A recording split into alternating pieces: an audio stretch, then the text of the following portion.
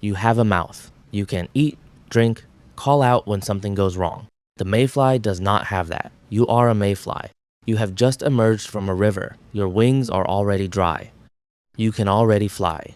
Your body is fully formed, 2 tails streaming behind you, 4 wings catching the afternoon light, enormous compound eyes that can see in almost every direction at once. But your mouth is sealed shut.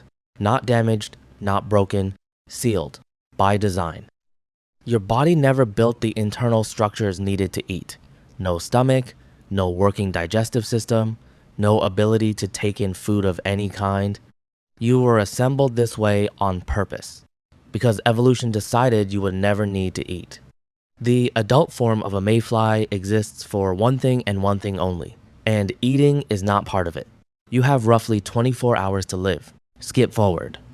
You spent almost 2 years getting here. Not 24 hours, 2 years. You hatched from an egg the size of a grain of sand at the bottom of this same river, in the dark, among the silt and algae and slow current of the riverbed. You had no eyes that could detect shapes yet, no sense of direction, no understanding of up or down except what the current told you.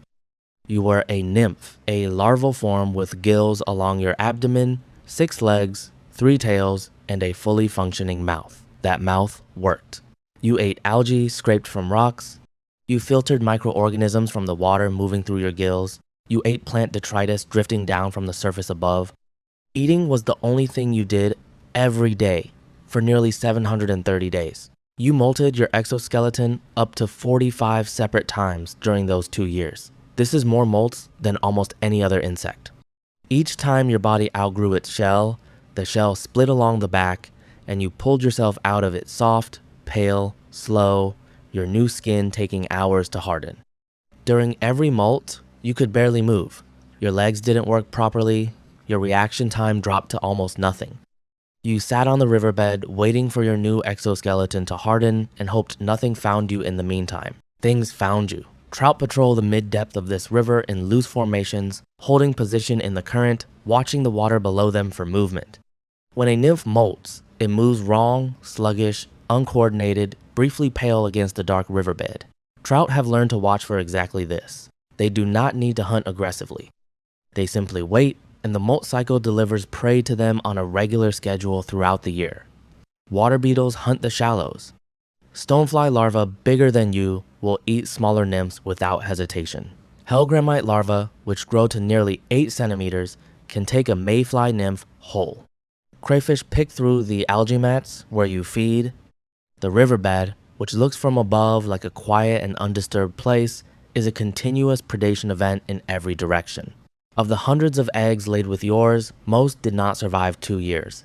They were eaten during molts. They were caught by current shifts that swept them into faster water where they couldn't hold on. They were picked off by the trout holding just above them in the water column.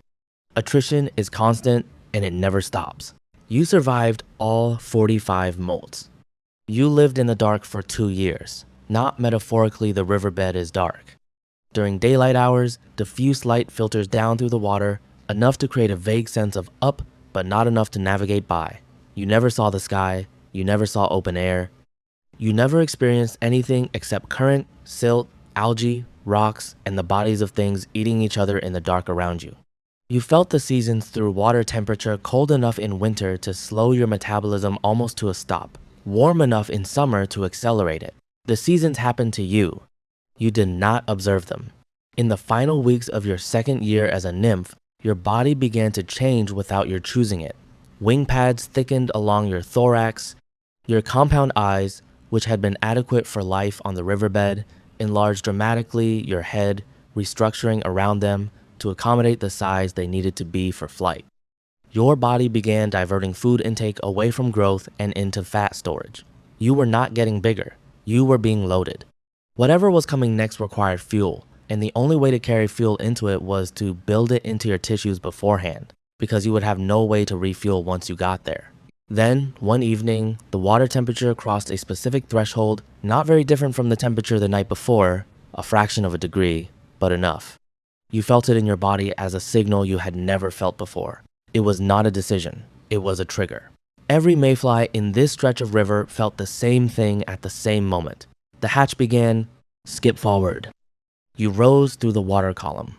For the first time in your life, you swam upward instead of holding position against the current. The surface of the river appeared above you, a shimmering ceiling you had never approached. You pushed through it, and immediately your nymphal skin split along your back, and you were standing on the surface of the water in open air, wings unfolding and inflating for the first time. The sky above you enormous and full of light you had never experienced at this intensity. You had approximately 30 seconds to get off the water. Swallows had been patrolling the river surface since before dawn. They had seen the first emerging mayflies and communicated the hatch to others.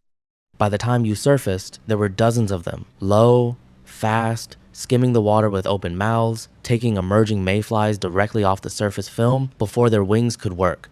A swallow's reaction time is fast enough to intercept insects mid-air.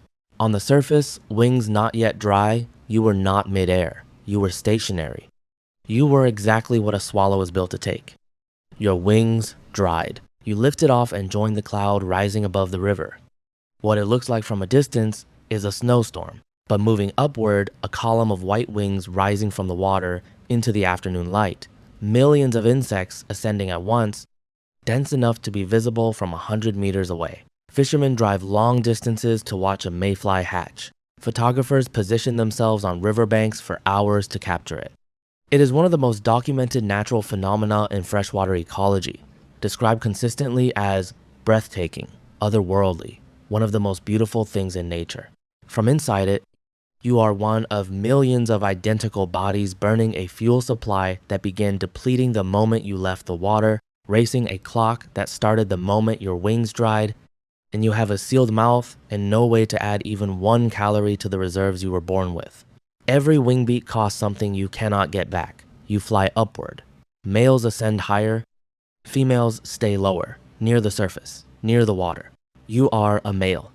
You rise into the swarm, not a chaotic cloud, but a structured column, each male performing the same rhythmic pattern, rising and dipping and rising again. The motion, continuous, driven by muscle memory so deep it requires no conscious input. You do not choose to do this. Your body executes it automatically from the moment you reach swarm altitude. The pattern signals health and energy reserve.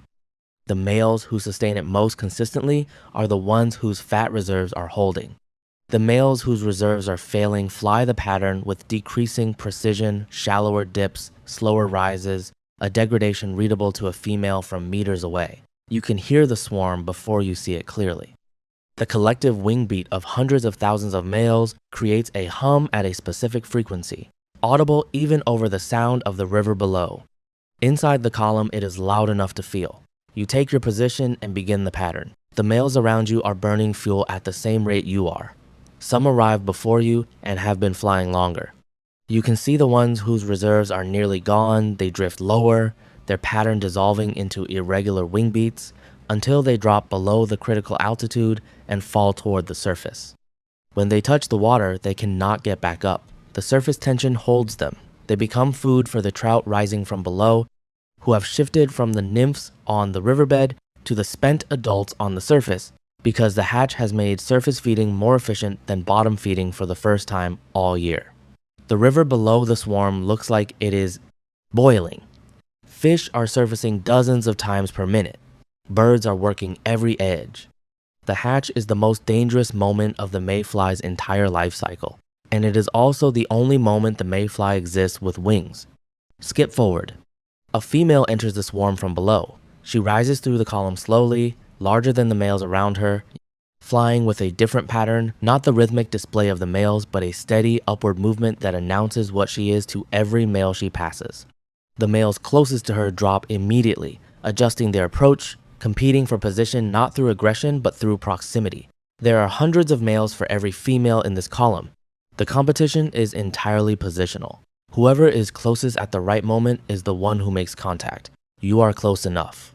Mating happens in midair. It takes between a few seconds and a couple of minutes. She pulls away while it is still completing, dropping back toward the surface with a direction and purpose you do not share.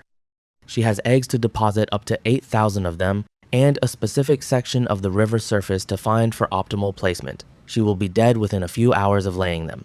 You are still in the swarm. You have done the only thing your adult body was assembled to do.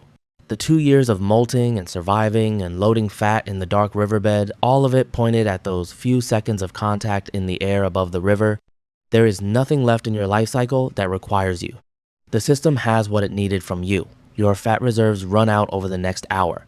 You can feel it in your flight muscles. Before anything else, the power output dropping, the swarm's rhythm becoming harder to sustain, the column below you coming closer as you lose the altitude you need to maintain. You are still sending signals to your wings are still responding.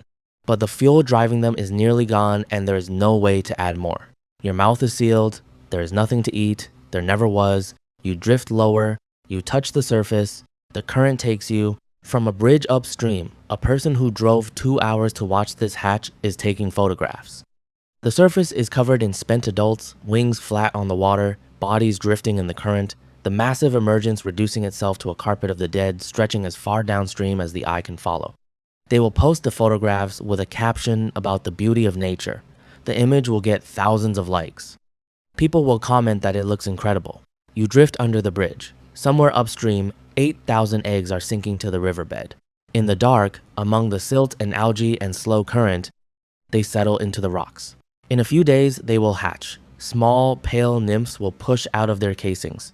Gills already working, legs already gripping the rock, mouths already open. They will eat, they will molt. They will do what you did for 2 years in the dark. And on an evening when the water temperature crosses a threshold, they will rise to the surface for the first time. They will step out of their nymphal skin into open air. They will have 24 hours. They will have no mouth. The hummingbird gets 9 years and 18 crossings of the Gulf of Mexico. The fire ant gets a colony, a flood, a trail that never stops. You got 24 hours above the water and a sealed mouth you were born with. Every mayfly that has ever lived has gotten exactly this much. Not one has ever gotten more. There is another animal that also can't eat. It doesn't hatch in a river, it doesn't live for a day, it lives for a week, and every human on Earth has spent their entire life hating it for something it is physically incapable of doing. Next video.